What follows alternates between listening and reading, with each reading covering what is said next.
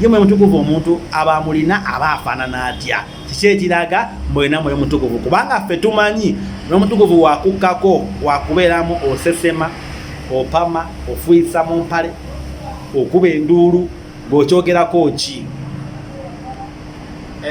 nyanza nnyo ssebo mbebaza nnyo abamazima TV olw'amazima gemutuusaako abantu nabagambyeko nti tugenda kusoma mu kitabo kya Galatians oba omuganda Abagalatiya chapter 5 okutandikira ku nnyiriri olw'22 kyogera bwe kiti mu Luzungu.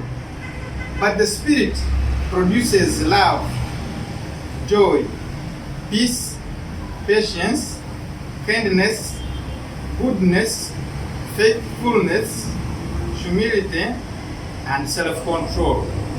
Tewali ekibala ky'omwoyo omutukuvu abo bye bakugamba nti osooka okusasula sente n'ofuna ebibala bino n'omala okusasula sente n'ozibawa ebibala by'ofuna biba by'emyoyo emirala nnyo. Omwoyo omutukuvu aba gento, takola ebyo bye bakola nga omwoyo ogwo gumaze okubakako omwoyo gwa sitaani ne bakola ebintu ebifaanana bwebito byogeddeko nasagalako okuddamu byogerako kubanga kiswaza n'okuswaza.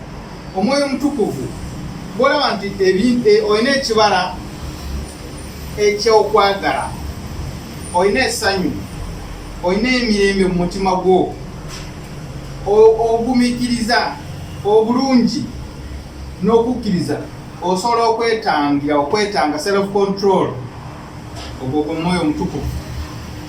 Ekisinga ku ekyo oba ekitali mu ebyo omwoyo